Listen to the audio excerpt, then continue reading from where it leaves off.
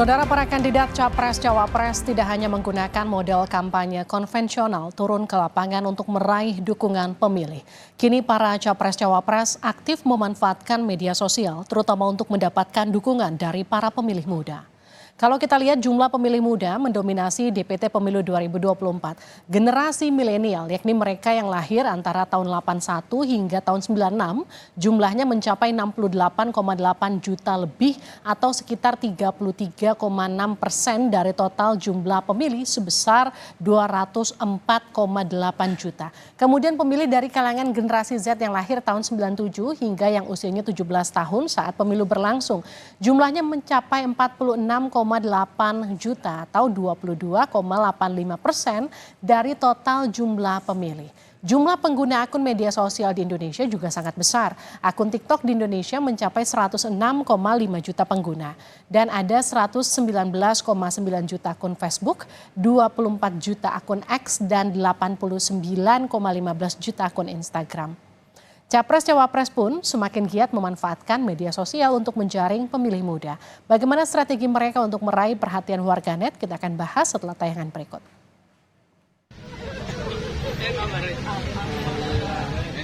Pasangan Capres-Cawapres di Pilpres 2024 mulai merambah media sosial untuk menggayat pemilih, termasuk berinteraksi di media sosial dengan warganet.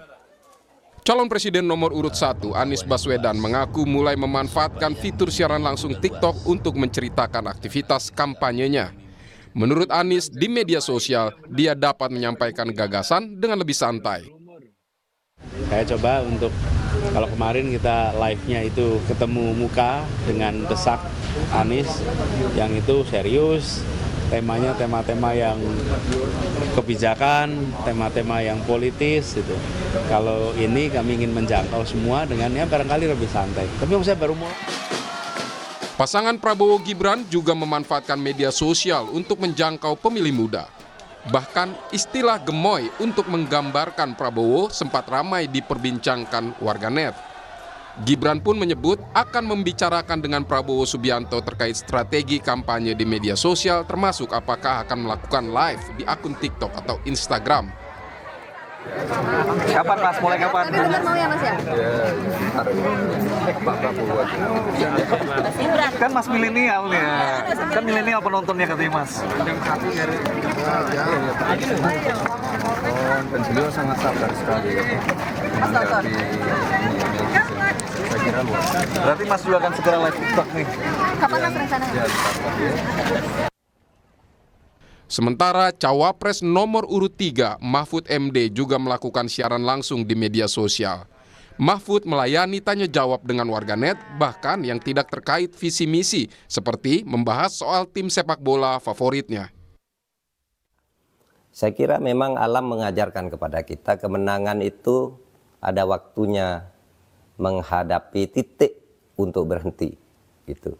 Tidak bisa terus-menerus. Termasuk MU yang dulu saya bangga-banggakan, sekarang ini kalau saya nonton lebih banyak kecewanya juga. Sehingga lama-lama perasaan suka saya kepada MU itu ya menjadi mulai berkurang. Data Indonesia Indikator menunjukkan riuhnya percakapan di media sosial terkait aktivitas calon presiden selama sepekan terakhir. Unggahan-unggahan dari Capres Anies Baswedan mendapat tanggapan hingga 4,6 juta kali.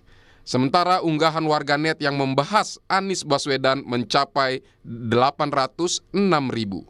Sementara tanggapan untuk aktivitas Prabowo Subianto mencapai 5,1 juta kali dengan 650 ribu unggahan warganet terkait Prabowo. Capres nomor urut 3 Ganjar Pranowo juga mendapat tanggapan warganet sepekan terakhir hingga 2,1 juta kali. Dan warganet yang mengunggah isu terkait Ganjar Pranowo mencapai 610 ribu. Menurut Indonesia Indikator, debat Cawapres masih menjadi yang terbanyak diperbincangkan di media sosial, kemudian diikuti Anies Bubble, yaitu perbincangan mengenai akun X pendukung Anies yang mengemas informasi untuk penggemar K-pop. Isu lain ialah mengenai survei, kemudian gemoy, penyerangan relawan, isu satu putaran, belusukan Prabowo, IKN, Labuan Bajo, dan internet gratis. Kampanye di media sosial menjadi keniscayaan, terutama untuk menjaring pemilih muda. Namun, apapun medianya, penyampaian gagasan adalah tetap yang terpenting dibandingkan hanya menonjolkan gimmick. Tim Liputan Kompas TV. Saudara, para kandidat Capres-Cawapres mulai aktif berkampanye di media sosial, salah satunya lewat fitur live atau siaran langsung. Seberapa efektif strategi kampanye di medsos? Kita akan berbincang dengan Direktur Komunikasi Indonesia Indikator, Rustika Herlambang. Mbak Rustika, selamat malam. Mbak Rustika, boleh di-unmute? Ya, selamat malam Mbak. Oke. Sudah terdengar, selamat malam. Kita juga akan sapa pakar komunikasi politik Gun-Gun Herianto. Selamat malam Pak Gun-Gun. Selamat malam Mbak Livi, selamat malam Mbak Rustika. Saya ke Mbak Rustika dulu ya. Mbak Rustika, dari data Indonesia Indikator, siapa kandidat yang paling aktif di media sosial menurut Anda? Jadi sebenarnya yang namanya media sosial itu sangat dinamis gitu. Jadi baru dalam pekan ini yang namanya Anies Baswedan itu dia secara engagement itu sebenarnya ada kenaikan yang sangat drastis pasca Anies Baswedan itu membuat K-pop atau membuat Anies Bubble gitu. Dan itulah yang menyebabkan kalau kita lihat dari hari ke hari itu ternyata Anies bisa menguasai dalam tanda petik dalam 3 hari terakhir dan mengungguli Prabowo Gibran jauh sekali gitu. Nah, terus kemudian sementara itu kita melihat bahwa menjelang Pilpres, para kandidat ini sudah mulai gitu dengan cara dan strategi gimana caranya untuk meraih audiens muda tadi, milenial tadi gitu. Makanya Anies berhasil dalam tanda petik, sementara Prabowo dan Gibran tetap dengan influencernya, dengan caranya, dengan belusukannya gitu. Nah, sementara Ganjar dia berusaha untuk mengajak netizen, dan salah satu hal yang paling disenangi netizen itu adalah ternyata Ganjar itu dia memberikan beberapa postingan-postingan yang membuat mereka tuh dekat sama milenial gitu. Jadi kalau kita lihat gitu ya, Gen Z gitu ada 13,6% misalnya gitu, itu ternyata larinya justru ke arah Ganjar Pranowo sama Mahfud karena ada wajah ganteng dan kemudian kebetulan di belakangnya ada Ganjar gitu. Terus kedua gitu, terkait sama malam tahun baru, itu adalah beberapa isu yang ternyata mendapat atensi dari netizen cukup luar biasa gitu. Jadi situasi itu sangat dinamis sekali Mbak gitu. Jadi pekan ini ternyata ada kejutan gitu ya. Ada yang biasanya Anies itu nggak pernah live TikTok misalnya gitu, ternyata dia live TikTok. Oke. Nah, uniknya gitu, kalau kita breakdown satu-satu, ternyata yang Anies itu dia lebih banyak di TikTok tapi dimasukkan ke Twitter gitu. Jadi baru sekali ini yang namanya Twitter itu engagement-nya tinggi. Jadi dari 1,7 juta data postingan selama sepekan, itu 10 juta, 100 sekian itu adalah engagement-nya gitu. Nah, hampir 7 juta diantaranya adalah dari platform TikTok gitu. Makanya kenapa orang berlomba-lomba untuk larinya pindahnya ke TikTok gitu. Oke, saya ke Mas Gun-Gun. Menguasai medsos, apakah kemudian bisa diartikan menguasai pemilih muda? Iya, tidak jumping conclusion, tidak penyimpulan yang melompat bahwa sosial media itu berperan, iya. Tetapi konsep dalam kampanye selalu connected media. Artinya media yang saling terhubung satu sama lain. Contoh misalnya, bagaimana menarik dari sosial media ke dunia real supaya kemudian memang mengerucut nanti menjadi suara di TPS. Kan salah satu alat persuasi ya media sosial untuk anak-anak muda karena 56% pemilih itu adalah ada di gen milenial dan Gen Z, maka wajar kalau digital native itu persuasi lewat ruang digital. Antara lain misalnya sosial media, misalnya dengan memanfaatkan yang disebut dengan ruang gema atau echo chamber, kemudian juga kampanye berbasis symbolic convergence atau berbagi kesadaran bersama, berbagi kesadaran yang kemudian itu bisa disampaikan lewat dua hal. Pertama, dimensi emosional, yang kedua dimensi fungsional. Dimensi emosional itu contoh misalnya merasa dekat, merasa terwakili. Misalnya pada saat mereka live ya Mbak Livi, kita bisa lihat bagaimana misalnya curhatan mereka itu didengar, kemudian ditanggapi, sehingga kemudian ada yang disebut dengan proses pertautan emosi di antara calon pemilih dengan kandidat yang kandidat yang kemudian berupaya untuk memersuasi mereka. Nah, fungsionalnya tentu diarahkan pada hal-hal yang memang menjadi gagasan program prioritas mereka ke depan supaya kemudian punya nilai keberbedaan. Contoh ya, misalnya connected media itu terlihat Pak Anies misalnya menggunakan live TikTok, tetapi juga dia bikin namanya Desak Anies misalnya yang offline. Itu contoh connected media. Jadi multi kanal, termasuk juga Pak Ganjar dengan Pak Mahfud menggunakan sosial media, tetapi juga turun ke bawah. Pun demikian menurut saya pasangan Prabowo dan Gibran. Kalau misalnya hanya memanfaatkan sosial media, tentu bisa bubble ya, bisa gelembung gitu ya. Kalau kemudian tidak hati-hati, ramai di sosial media belum tentu bisa dikonversikan menjadi suara real di TPS. Itu yang kemudian jadi pertanyaan saya selanjutnya. Bagaimana mengkonversi dukungan yang ada di media sosial menjadi dukungan di TPS? Karena kalau tadi Mbak Rustika katakan, ini kan memang zamannya media sosial, kurang lebih seperti itu. Tapi kemudian heboh sekali di media sosial, tapi kemudian nanti ketika kita melihat suara di TPS, kok nggak seheboh dukungan di media sosialnya ya? Nah itu apa yang harus dilakukan para capres-cawapres itu untuk mendapat dukungan yang sama? Menurut saya ada 3 hal ya. Yang pertama narasi yang kuat, yang kemudian tidak hanya diresonansikan di sosial media, tetapi juga punya daya ikat di dunia nyata. Contoh misalnya pendekatan basis komunitas. Anak-anak muda yang sudah mulai terpalingkan perhatiannya, misalnya kemudian digerakkan untuk kemudian menjadi bagian komunitas-komunitas calon pemilih yang merasa kemudian dekat, kuat, terikat, dan pada akhirnya kemudian dia punya pilihan yang tidak lagi bimbang atau swing voters, melainkan dia akan menjadi pemilih kuat, strong voters pada saat menjelang hari H. Yang pertama narasi. Kemudian yang kedua, pola komunikasi yang tidak bisa linear seperti zaman-zaman dulu.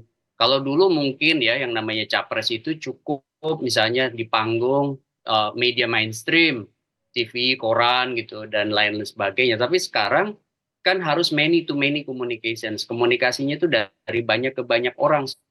Kemudian berbagi kesadaran bersama tadi itu menjadi hal yang paling krusial. Misalnya Pak Anies gayanya itu kan sebenarnya gaya berstruktur, dia bukan gaya egalitarian. Tapi kemudian dia mengubah gaya di sosial media menjadi jauh lebih interaktif. Misalnya live itu kan interaktif. Itu bukti bahwa berupaya untuk berbagi kesadaran bersama.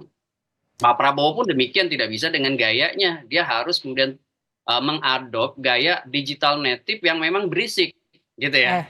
Gaya digital native yang memang atraktif. Nah, yang ketiga itu bagaimanapun supaya kemudian punya dampak pada suara di hari H, maka penguasaan teritorial berdasarkan segmen itu yang disebut dalam political marketing sebagai segmenting itu penting kemudian juga dijaga hingga hari H. Kenapa? Karena kan pemilih tidak tunggal, pemilih itu beragam, termasuk digital native yang ada di gen milenial dan Gen Z itu kan beragam, tidak tunggal, sehingga kemudian pendekatan berbasis segmen di teritori-teritori tertentu itu penting diperhatikan. Mbak Rustika, kalau kita tahu biasanya media sosial itu kan percakapannya rata-rata mayoritas ringan, lebih banyak gimmick begitu. Apakah ini juga harus dilakukan mereka untuk kemudian jadi lebih populer dan menarik di media sosial? Ataukah justru para capres-cawapres kalau yang Anda lihat itu lebih baik untuk membahas isu-isu yang lebih substansi soal visi misi misalnya? Nah, itu sebenarnya adalah salah satu hal yang selalu menjadi polemik gitu ya. Karena apakah mereka harus hanya bicara soal substansi aja atau bicara soal gimmick gitu. Nah, di media sosial pun terbagi 2 gitu ya, antara yang kontra terhadap gimmick dan ada yang pro terhadap gimmick, tapi dengan catatan gitu. Catatannya adalah kadang-kadang kita harus menggunakan cara supaya kita deket dulu sama mereka, sehingga mereka akan lebih mudah ke kita untuk menyampaikan berbagai informasi atau visi misi kita. Nah, itu bahkan sampai saat ini tuh masih menjadi percakapan di kalangan netizen antara yang substansi atau itu gimmick gitu. Atau bahkan dalam 1 minggu terakhir ini aja kita bisa melihat dari 10 isu terbanyak itu kan isu terkait sama debat cawapres kemarin masih tetap ramai gitu. Isunya tuh macam-macam, mulai dari sesuatu yang sifatnya dalam tanda petik receh gitu ya, sampai sesuatu yang sifatnya serius gitu, seperti soal IKN gitu, atau terkait sama carbon trading atau terkait sama sampai urusan mic, jumlah mic itu aja sampai ramai banget gitu. Terus kedua adalah pendekatan Anies ya dengan Anies Bubble, kemudian Anies K-pop, ternyata itu mendapatkan sambutan yang cukup besar dalam 1 pekan. Artinya dalam 1 pekan ini tiba-tiba Anies membuat kejutan tersebut gitu. Ketiga itu adalah survei. Survei itu adalah salah satu isu terbesar yang kemudian banyak dalam tanda petik dimanfaatkan oleh para kelompok-kelompok ini untuk bisa meningkatkan dalam tanda petik juga elektabilitas mereka gitu. Terus keempat gemoy. Nah ternyata sampai sekarang isu gemoy itu masih tetap ramai diperbincangkan oleh netizen gitu. Dan bahkan engagement-nya tuh masih cukup tinggi dalam 1 pekan ini gitu. Nah, kalau biasanya kan isu-isu di media sosial itu jarang ada yang dia bisa bertahan lama. Biasanya dia menguap begitu ya, dia cepat timbul, ramai, kemudian dia juga cepat hilang. Nah, sementara momentum pemilu itu kan masih sampai 14 Februari besok ya. Menjaga itu tuh gimana Mbak Rustika? Ya, jadi betul apa yang disampaikan. Yang namanya netizen itu dia juga ngikutin tren. Kalau trennya sudah lewat, sudah ditinggalkan gitu. Artinya kalau sekarang misalnya Anies Bubble itu sangat besar, apakah dia masih bisa konsisten untuk bicara terkait dengan live-nya gitu terus-menerus menjaga. Kemudian juga terkait sama gemoy. Gemoy sebenarnya kalau kita bandingkan dengan beberapa waktu lalu dia mulai gimmicknya udah mulai turun gitu. Nah, kemudian sebenarnya belusukan gitu, itu kan isu yang tiba-tiba dibuat kejutan di awal tahun, tiba-tiba Prabowo yang tidak pernah belusukan, tiba-tiba belusukan dan itu menjadi polemik antara pro dan kontra. Nah, di netizen itu dia juga punya tren Mbak, biasanya tuh antara 3 sampai 1 minggu gitu. Kalau misalnya 1 minggu itu dia sudah lewat trennya, ya udah ditinggalkan oleh netizen gitu, dia mencari isu yang baru lagi yang lebih seksi pada saat itu gitu. Nah, pengaruh dari TikTok atau Instagram gitu ya, terutama untuk TikTok yang lagi tren itu akan mempengaruhi apa yang menjadi preferensi politik dalam tanda petik, apa yang mereka baca terkait sama preferensi politik itu. Walaupun tadi saya juga sepakat sama apa yang namanya Mas Gun-Gun terkait sama echo chamber sama filter bubble, itu juga akan mempengaruhi mereka gitu. Nah, itu adalah di media sosial itu sangat naik turun gitu, apalagi Gen Z gitu ya, Gen Z atau milenial. Mereka itu terutama yang masih swing voter, dia pasti akan terus mencari gitu, mana yang terbaik buat dia gitu. Baik, terima kasih Mbak Rustika, terima kasih juga Pak Gun-Gun sudah bergabung bersama kami di Sapa Indonesia Malam.